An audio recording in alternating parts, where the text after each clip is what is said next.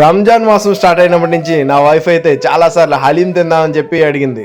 అయితే ఈ రోజు రంజాన్ కావడంతో హలీం తిందాం పదా అని చెప్పి మన వైజాగ్ జగదాంబ థియేటర్ ఆపోజిట్ లో ఉన్న గల్లీలో హైదరాబాదీ హలీం తిన్నాకైతే వచ్చేసాం. ఇక్కడ అడ్రస్ అయితే కన్ఫ్యూజ్ అయ్యాము. ఈ అన్న అయితే హెల్ప్ చేశారు.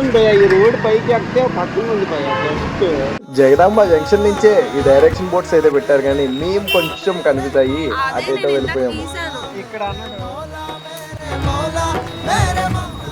ఇక మనకి ఈ నేమ్ బోర్డ్స్ చూస్తూ అలాగా ఆ లొకేషన్ కి అయితే వచ్చేసాము. ఈ పక్కన ఉన్న గల్లీలోనే హైదరాబాదీ హలీం. కరుణతో కరిగిన మది మందిరమున కొలువై నువ్వు లేవా. కానీ మేమైతే చాలా నిరాశ చెందాము. యాక్చువల్గా ఈరోజు రంజాన్ కావడంతో ఈ హలీం షాప్ అనేది మూసేశారు. హైదరాబాదీ హలీం క్లోజ్ చేసి ఉండడంతో మేమైతే డాల్ఫిన్ హోటల్ దగ్గర ఉన్న లాలీస్ పిస్తా హలీం పాయింట్కి అయితే వచ్చేసాము.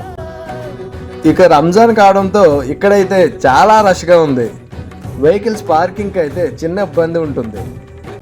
చికెన్ అండ్ మటన్ హలీంతో పాటు మటన్ పాయ కూడా అవైలబుల్ ఉంది. ఇక స్టాల్ బయట ఆల్రెడీ తింటున్న వాళ్ళ దగ్గరికి వెళ్ళి భయ్యా చికెన్ హలీం బాగుందా మటన్ హలీం బాగుందా అంటే ఈ టైంలో మటన్ హలీం ఒకటే అవైలబుల్ ఉందంట భయ్యా అని చెప్పి అన్నారు. ఇంకా లేట్ చేయకుండా మనమైతే సరాసరి బిల్లింగ్ కౌంటర్ దగ్గరికి అయితే వచ్చేసాము. ఇక్కడైతే చాలా రష్ ఉంది. చికెన్ హలీం ఎలాగా అవైలబిలిటీ లేదు కాబట్టి మటన్ హలీం అయితే ఆర్డర్ ఇవ్వాలి. ఇక్కడ రేట్స్కి వచ్చేసరికి డైనింగ్కి వేరుగా మరియు పార్సెల్కి వేరుగా రేట్స్ అయితే వేరు రేట్లు ఉన్నాయి. డైనింగ్కి చికెన్ హలీం ఏమో 150 రూపీస్, మటన్ హలీం ఏమో 180 రూపీస్.